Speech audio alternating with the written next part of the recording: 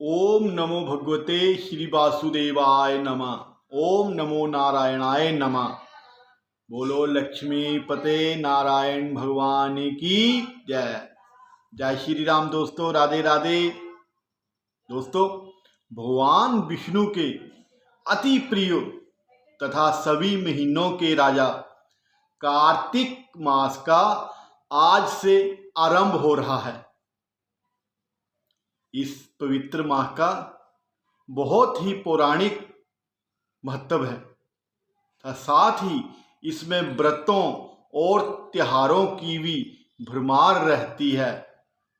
ये महीना कार्तिक स्नान के लिए बहुत ही शुभ माना गया है। इस महीने प्रतिदिन सुबह उठकर पवित्र जलाशय नदी में स्नान करना चाहिए। अगर किसी कारणवश नदी में जलाशय में स्नान ना कर पाए तो घर में पानी में थोड़ा सा गंगा जल मिलाकर स्नान करना चाहिए। माना जाता है इस महीने पवित्र नदी में स्नान करने से अपार पुण्यों की प्राप्ति होती है। दोस्तों, कार्तिक माह का स्नान का जो आरंभ होता है वो शरद पूर्णिमा से होता है, जो पूरे कार्तिक माह चलता है, जो कि आज से शुरू हो गया है। कार्तिक माह भगवान विष्णु और मां लक्ष्मी को समर्पित है। इस महीने में भगवान विष्णु और मां लक्ष्मी की पूजा की जाती है, उनका पूजन किया जाता है, उनका ध्यान किया जाता है। कार्तिक मास को पुण्यो मास कहा जाता है। कथाओं के अनुसार इस महीने में भगवान श्री हरि विष्णु मत्स्य रूप में जल में वास करते हैं, जबकि उनका वामन अवतार जो है पाताल में निवास करता है। इसलिए गंगा तट पर लोग कल्पवास भी करते हैं। इस महीने गंगा जी के किनारे जाकर भगवान श्री हरि विष्णु का जप, ध्यान और सिमरन करते हैं, भजन कीर्तन करते हैं, सत्संग करते हैं। कहते हैं जो इस महीने कल्पवास करते हैं वो लोग कभी भी पुनर्जन्म के चक्रों में नहीं फंसते हैं और भगवान श्री हरि विष्णु की कृपा से अपने अंत समय में, अपने मृत्यु के पश्चात भगवान में विलीन हो जाते हैं, भगवान में समा जाते हैं। तो दोस्तों, आइए जानते हैं कार्तिक माह में ऐसे कौन कौन से उपाय किए जाएं। उपाय कोई ज्यादा मुश्किल नहीं है, बहुत सरल हैं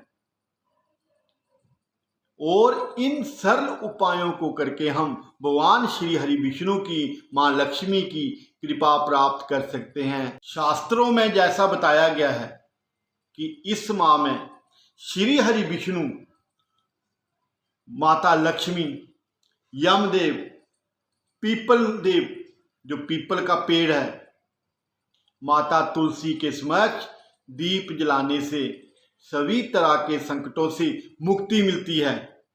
साथ ही घर में सुख शांति बनी रहती है। इसके अलावा जो लोग नदी में दीप प्रवाहित करते हैं उन्हें मोक्ष की प्राप्ति होती है।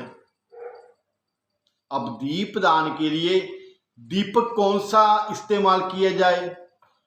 यदि आप मिट्टी के दीपक का इस्तेमाल करते हैं तो रोज नया मिट्टी का दीपक लेना चाहिए। जो मिट्टी का दीपक आपने आज उपयोग में लाया है पूजा में, उसको कल आपने उपयोग में नहीं लाना है। कल आपने मिट्टी का नया दीपक लाना है। और अगर आप किसी धातु का दीपक उपयोग में लाते हैं तो उसे आप अच्छे से धो के, उसको अच्छे से शुद्ध करके फिर आप उपयोग में ला सकते हैं। धातु के दीपक में पीतल का दीपक हो गया, चांदी का हो गया और तांबे का जो दीपक है इसे अति शुभ माना गया है। अब अगला जो नियम है इसका है ब्रह्म मुहूर्त में स्नान करने का। ब्रह्म मुहूर्त में सूर्योदय से पहले स्नान करके शुद्ध होके हमें भगवान का पूजन करना है।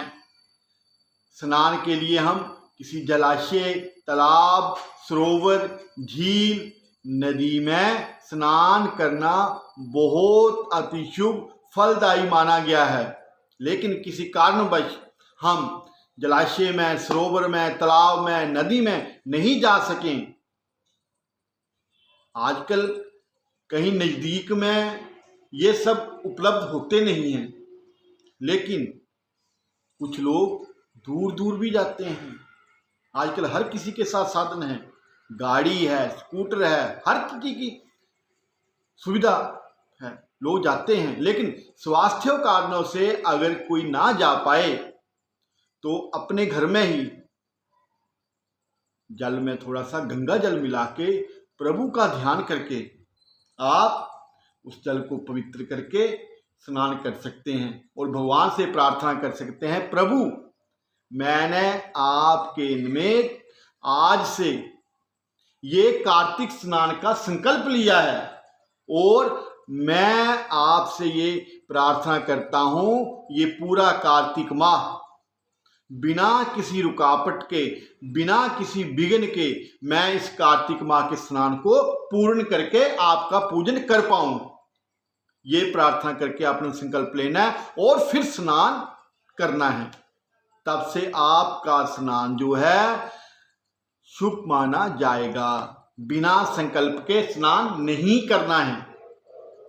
अब अगला जो नियम है इसका, वो नियम है कि कौन सा मंत्र और कौन सा पाठ करना हमें उत्तम रहेगा।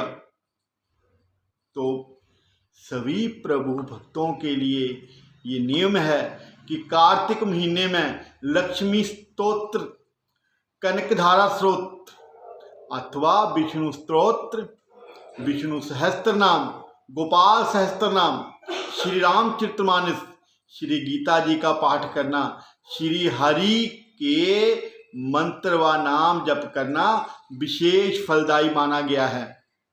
ऐसा करने से देह त्याग के बाद उत्तम लोक में स्थान मिलता है और जब तक धरती पर रहते हैं, परिवार में, घर में, आपके अपने जीवन में सुख और समृद्धि बनी रहती है।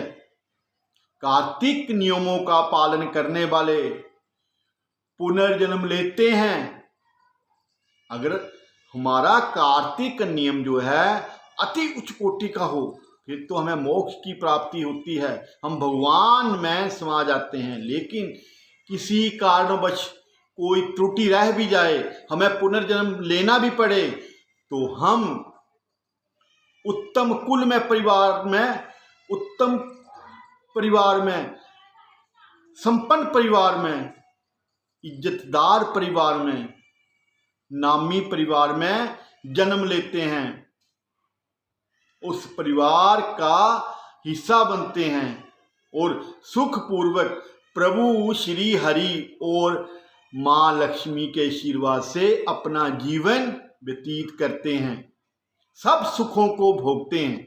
का अगला जो नियम है वो तुलसी पूजन का है। कार्तिक माह में सुबह शाम तुलसी की जड़ में दूध मिलाकर जल देना चाहिए और उसके आसपास सफाई करनी चाहिए। सुबह शाम घी का दीपक जलाएं। भगवान विष्णु को जो भी भोग लगाएं उसमें तुलसी का पत्ता जरूर रखें। इसके बिना भगवान श्री हरि विष्णु का, भगवान श्री कृष्ण का, ठाकुर जी का भोग पूरा नहीं होता। तुलसी पत्ते के बिना भगवान हमारा भोग कभी स्वीकार नहीं करते। साथ ही कार्तिक माह में देव प्रबोधनी एकादशी पर तुलसी विवाह करना भी बहुत ही उत्तम फलदायी माना गया है। ऐसा हमारे शास्त्र कहते हैं, हमारे पुराण कहते हैं। अगला नियम जो है, कार्तिक माह में नियमित रूप से भगवान श्री हरि विष्णु को तिल अर्पित करने चाहिए। यूं तो साल भर तिल अर्पित करते हैं, लेकिन अच्छा है कि अगर कोई साल भर तिल अर्पित नहीं कर पाता है तो कार्तिक माह और माघ माह में ऐसा करना उत्तम रहता है। उसका जो है, जो साल भर की जो कमी है वो पूरी हो जाती है। जो हम साल भर किसी कारणवश तिल अर्पित ना कर पाए, वो माघ महीने और कार्तिक महीने में भी अगर हम तिल अर्पित कर देते हैं, वो हमारा सारा हिसाब किताब पूरा हो जाता है। ऐसा करने से जाने अनजाने किए गए पापों से मुक्ति मिलती है और सद्गति प्राप्त होती है। अब अगला जो नियम है, कार्तिक माह में नियमित रूप से जब भी तुलसी में जल देते हैं या उसकी पूजा करते हैं, जब भी हम तुलसी माता को जल देते हैं, उनकी पूजा करते हैं, तो हमें करना क्या है? हमें करना यह है कि तुलसी की मिट्टी लेकर उसका तिलक करने से मनुष्यों के सभी पाप नष्ट हो जाते हैं और बुद्धि और विवेक का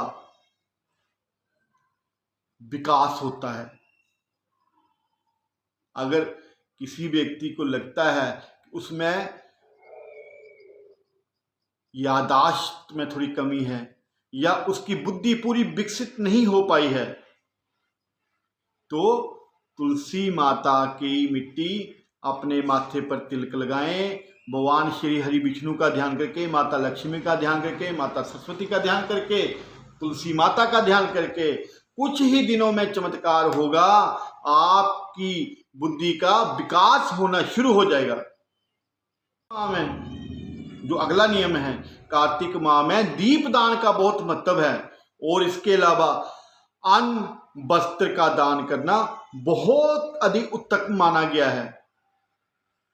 जैसे हमें कोई लाचार, मजबूर, गरीब आदमी मिलता है, आगे सर्दी का मौसम आ रहा है, हाथ कंपाने वाली सर्दी पड़ती है, अगर आपको लगता है आपके घर में कोई पुराने वस्त्र हैं, अगर आप नहीं भी दे सकते हैं, पुराने वस्त्र हैं, तो आप उस व्यक्ति को अपने पुराने वस्त्र दे दीजिए। आपके तो किसी इस्तेमाल के नहीं रहे होंगे, लेकिन उस व्यक्ति के लिए वो बिल्कुल जीवन दान के बराबर होगा। ये कार्य बहुत उत्तम माना गया है। अगला नियम जो बताया गया है, कार्तिक मास में प्रतिदिन गाय को गुड़ के साथ रोटी खिलाना श्रेष्ठ माना गया है। गौ माता को गुड़ के साथ रोटी खिलाने से घर में शांति बनी रहती है और पितृदोष का कभी प्रभाव नहीं पड़ता। आपके व्यापार में, आपकी बुद्धि में, आपके स्वास्थ्य में, आपके इर्द गिर्द जो नकारात्मक शक्तियां वास कर रही होती हैं, उन सबसे निजात मिलती है और सुख समृद्धि का प्रबल योग बनता है। इसका अगला नियम क्या है? कार्तिक मास में दीप दान के लिए भारतीय देसी गाय का, जो भारतीय, आजकल गायों की बहुत नस्लें आ गई हैं, इसमें हमें करना क्या है, जो देसी भारतीय गायें होती हैं उनके घी का ही हमें इस्तेमाल करना है। किसी बाजार के जो पैकेट वाले घी होते हैं वो शुद्ध देसी घी नहीं होते। उसकी आप जोत जलाते हैं या उसका आप इस्तेमाल करते हैं, तो इससे अच्छा है आप उस घी की जोत ना जलाकर तेल की ही जोत जला लीजिए। लेकिन आपने घी की जोत जलानी है तो शुद्ध देसी घी की ही जलानी है। और अच्छा रहेगा अगर आपके पास घी नहीं है तो तिल के तेल का भी दीपक जला सकते हैं। इससे आपके घर में, आपके आसपास जो नकारात्मक शक्तियां होती हैं वो दूर होती हैं, आपके मन को शांति मिलती है। कुछ ही दिनों में आपको जो है अपने अंदर भी और अपने बाहर भी का जो वातावरण होता है सुधार देखने को मिलेगा। ये कुछ नियम थे कार्तिक मास के स्नान के, पूजा के, जप के, तप के, ध्यान के, सुमिरन के, जो आपको मैंने अभी बताए हैं। शास्त्रों में ऐसा माना गया है कि जो व्यक्ति इन नियमों का पूरी तरह से पालन करता है, भगवान का पूजन करता है, भगवान उसको सारी जिंदगी सुख और समृद्धि प्रदान करते हैं और मृत्यु पश्चात अपने स्वरूप में ही समा लेते हैं। भगवान श्री हरि विष्णु मां लक्ष्मी आप सब पर हमेशा अपनी कृपा आशीर्वाद बनाए रखें और आप हमेशा सुख रहें, सुखी रहें, तंदुरुस्त रहें, स्वस्थ रहें और भगवान का भजन कीर्तन सत्संग करते रहें।